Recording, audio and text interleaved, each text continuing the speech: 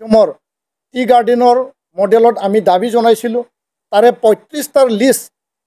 শিক্ষামন্ত্ৰী ডাঙৰীয়াই বিচাৰিলে আমি দিলোঁ, কিন্তু এই ক্ষেত্ৰত কোনো কাৰ্যকৰী কৰা আমি এতিয়ালৈকে দেখিবলৈ পোৱা নাই। বড়োলেণ্ড বিশ্ববিদ্যালয় বি ইঞ্জিনিয়াৰিং কলেজত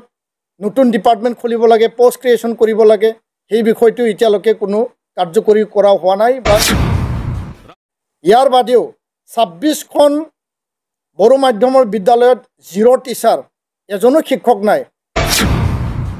কৰিব লাগে বুলি বাৰম্বাৰ অসমৰ শিক্ষা বিভাগে নিৰ্দেশ দিছে, যাৰ দ্বাৰা বড়ো মাধ্যম শেষ কৰাৰ এটা পৰিকল্পনা এতিয়া চলি আছে। আমাৰ সাংবাদিক বন্ধুসকলক মই ধন্যবাদ জনাইছোঁ। মোৰ সৈতে আছে এপছুৰ কেন্দ্ৰীয় সাধাৰণ সম্পাদক আৰু সহকাৰী সাধাৰণ সম্পাদক, আমাৰ শিক্ষা সম্পাদক, আমাৰ নেতৃবৃন্দ। আজি এপছুৰ মুখ্য কাৰ্যালয় বডোফা হাউচত নিখিল বড়ো ছাত্ৰ সন্থাই পোনপটীয়াকৈ বড়ো মাধ্যমৰ সমস্যা আৰু ইয়াৰ সমাধানৰ যি এটা বিষয় আছিল, সেই বিষয়টো লৈ পেলাই আমি সংবাদমেল আয়োজন কৰিছোঁ। বিষয়টো আছে যে অসম চৰকাৰ, অসমৰ মাননীয় মুখ্যমন্ত্ৰী, অসমৰ শিক্ষামন্ত্ৰী ডাঙৰীয়াই চাৰিলানি আলোচনা আমাৰ লগত কৰিছিল, আৰু এই আলোচনা 2021 পৰা 2024 তাত 4টা মাইনুটছ ইয়াত তৈয়াৰ কৰা হৈছিল। 2021, 2023 আৰু 2023 আৰু 2024 4টা মাইনুটছ। সেই মাইনুটছৰ ওপৰত যোৱা 19 জুন তাৰিখে শিক্ষামন্ত্ৰী ডক্টৰ ৰণোজ পেগু ডাঙৰীয়াই বড়ো সাহিত্য সভা আৰু নিখিল বড়ো ছাত্ৰ সন্থাত আলোচনাৰ কাৰণে আমন্ত্ৰণ কৰে। আৰু সেইদিনাখন আমি যেতিয়া উপস্থিত হওঁ, তেতিয়া কিছুমান সময়ৰ অসুবিধাৰ বাবে, কিছুমান আৰ্জেণ্ট বিষয় অহাৰ বাবে তেওঁ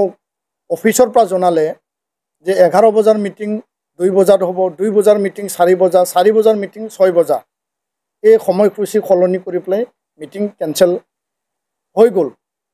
ইয়াৰ পিছত 2 জুলাই তাৰিখে পুনৰ এপছু আৰু বড়ো সাহিত্য সভাক আমন্ত্ৰণ জনালে। মুখ্যমন্ত্ৰী আৰু শিক্ষামন্ত্ৰীৰ মাইনুটছৰ ওপৰত আলোচনা হ'ব, এই মিটিঙো কেঞ্চেল কৰি দিলে। 5 জুলাই 2024 পুনৰ আমাক মিটিঙত আমন্ত্ৰণ জনালে, আকৌ পুনৰ তেওঁ মিটিংটো কেঞ্চেল কৰিলে। 3টা মিটিং তেওঁ নিজে আহ্বান কৰি পেলাই নিজে কেঞ্চেল কৰিলে। আমাক জানিবলৈ দিলে যে বানপানীৰ বাবে, কেবিনেট মিটিঙৰ বাবে, আন বিষয়ৰ বাবে সেই মিটিং কেঞ্চেল কৰা হ'ল। কিন্তু আচৰিতভাৱে সেই কথাটো আমি জানিব বিচাৰিছিলোঁ তেওঁৰ পৰা, যে ট্ৰাইবেল ৰেষ্ট হাউচত যেতিয়া আমি তেখেতক লগ পাইছিলোঁ CC2R মিটিঙত, মই শিক্ষামন্ত্ৰী ডাঙৰীয়াক প্ৰশ্ন কৰিছিলোঁ যে আমাৰ 3লানি মিটিং কেঞ্চেল হৈ গ'ল, সেই মিটিংটো নেক্সট কেতিয়া হ'ব? তেওঁ কোনো উত্তৰ নিদিলে। তো ইয়াৰ কাৰণে 25টা বিষয়ৰ ওপৰত বড়ো মাধ্যমৰ ভৱিষ্যত আৰু ইয়াৰ যি প্ৰাণ, সেই মাধ্যমটো আগুৱাই নিবৰ কাৰণে ৰাইট টু এডুকেশ্যন আৰু ৰাষ্ট্ৰীয় শিক্ষা নীতি আধাৰত মাধ্যম আজিৰ তাৰিখত ক্লাছ 12লৈকে চলি আছে। আমি যেতিয়া দিছপুৰলৈ যাওঁ, বিভিন্ন বিভাগলৈ যাওঁ, শিক্ষা বিভাগত বহুতো বিষয়া অফিচাৰে নাজানে যে বড়ো মাধ্যম ক্লাছ 10লৈকে চলি আছিল, এতিয়া ক্লাছ 12লৈকে আৰম্ভ হৈছে। সেই বিষয়টো বহুত বিষয়াই মানে অৱগত নহয়। তেওঁলোকে কেতিয়াবা ক'ব বিচাৰে যে এই বিষয়টো লৈ আপোনালোকে BTRত যাওক। সকলো বিষয়টো আমাক BTRৰ পিনি সেই কথাটো আমি আজি প্ৰশ্ন কৰিব বিচাৰিছোঁ। তো 101টা হায়াৰ ছেকেণ্ডাৰী আপগ্ৰেডেশ্যনৰ পোষ্ট ক্ৰিয়েশ্যন কৰিব লাগে। 50টা মডেল হাইস্কুল বড়ো মাধ্যমৰ টি গাৰ্ডেনৰ মডেলত আমি দাবী জনাইছিলোঁ। তাৰে 35টাৰ লিষ্ট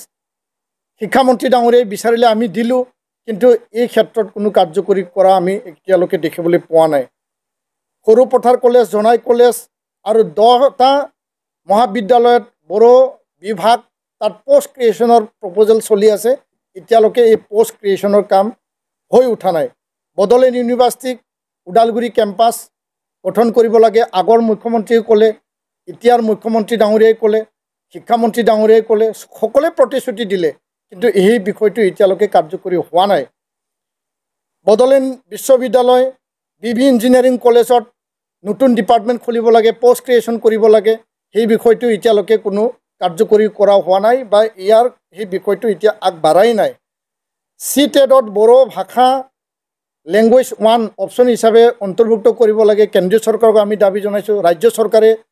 কৰিবলগীয়া কামটো হ'ল যে কেন্দ্ৰীয় চৰকাৰক তেওঁলোকে লিখিব লাগে সেই কামটো হৈ উঠা নাই 72 নাম্বাৰ অফ EGS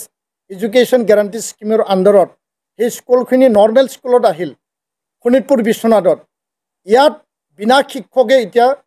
স্কুল চলি আছে য'ত RTE কথা লিখা আছে য'ত NEP কথা লিখা আছে য'ত গুণোৎসৱৰ কথা আছে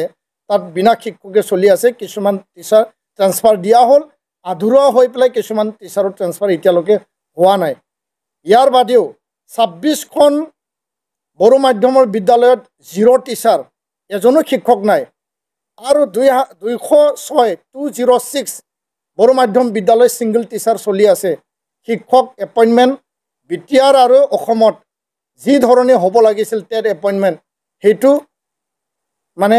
সময়মতে হোৱা নাই যাৰ কাৰণে এতিয়া ছাত্ৰ ছাত্ৰীৰ সংখ্যা কমি গৈছে ছাত্ৰ ছাত্ৰীৰ সংখ্যা কমি যোৱাৰ কাৰণে বিদ্যালয় মাৰ্জাৰ কৰিব লাগে বুলি বাৰম্বাৰ অসমৰ শিক্ষা বিভাগে নিৰ্দেশ দিছে যাৰ দ্বাৰা বড়ো মাধ্যম শেষ কৰাৰ এটা পৰিকল্পনা এতিয়া চলি আছে সেই কথাটো আমি আজি পুনৰবাৰ উনুকিয়াই দিছোঁ এতিয়া এটা মনোভাৱ এতিয়া বিষয়াসকলৰ মাজত জাগি উঠিছে এই কথাটো আমি মুঠেই সন্তুষ্ট নহয় এই কথা আমি আজি স্পষ্ট ভাষাৰে আমি ব্যক্ত কৰিছোঁ এইটো আমি দুখ পাওঁ কাৰণ ৰাজ্য চৰকাৰে ৰাজ্যৰ শিক্ষা বিভাগে শিক্ষাৰ বিষয়সমূহ সুচাৰুৰূপে সমাধান আৰু দায়িত্ব সহকাৰে সমাধানৰ কাৰণে তেওঁলোকে কাম কৰিব লাগে 25টা বিষয়ৰ ওপৰত মাইনুটছ তৈয়াৰ কৰা হৈছিল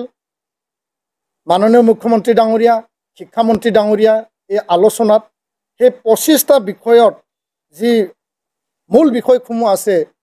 যে 6.3 বিটিআৰ চুক্তি আধাৰত বিদ্যালয় প্ৰাদেশিকৰণ কৰিব লাগে 10টা কলেজ প্ৰাদেশিকৰণ কৰা হ'ল 4 বছৰত কিন্তু high school higher secondary LP ME junior college এই ক্ষেত্ৰত এতিয়ালৈকে কোনো সিদ্ধান্তত উপনীত হোৱা নাই এই বিষয়টো অতিকে গুৰুত্বপূৰ্ণ 2271 PGT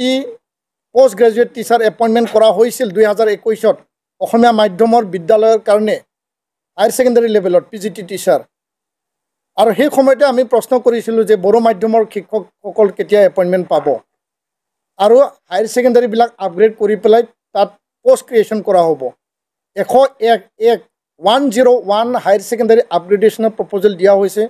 পোষ্ট ক্ৰিয়েশ্যন হোৱা নাই কোভিডৰ সময়ত যিবিলাক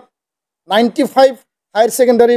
বড়ো অধ্যুষিত অঞ্চলত আপগ্ৰেডেশ্যন কৰা হৈছিল তাত কোনো পোষ্ট ক্ৰিয়েশ্যন নাই ছাত্ৰ ছাত্ৰী এডমিশ্যন ল'লে বিনা শিক্ষকে তেওঁলোকে পৰীক্ষা দিলে আৰু এই ছাত্ৰ ছাত্ৰীৰ ভৱিষ্যত এতিয়া অতি ভয়াৱহ ৰূপত তেওঁলোকে জীৱনটো পাৰ কৰিব লগা হৈছে তেওঁলোকৰ শিক্ষাৰ ভৱিষ্যত নাইকিয়া হৈ গৈছে ডিগ্ৰী মডেল কলেজ 3টা ডিগ্ৰী মডেল কলেজ বড়ো অধ্যুষিত অঞ্চল তাত বড়ো ছাত্ৰ ছাত্ৰী আছে সকলো বিভাগত পোষ্ট ক্ৰিয়েশ্যন দিয়া হ'ল 3টা মডেল কলেজত বড়ো বিভাগ বড়ো ডিপাৰ্টমেণ্টত তাত কোনো এটা পোষ্ট তাতে ক্ৰিয়েশ্যন কৰা নহ'ল এইটো অন্যায় আৰু এইটো আমাক মানে ডিপ্ৰাইভ কৰা হৈছে এই কথাটো আমি স্পষ্ট ভাষাৰে কৈছোঁ আৰু এই কথাটো মাইনটছত থাকিও আজিৰ তাৰিখত অসম চৰকাৰ শিক্ষা বিভাগে এইটো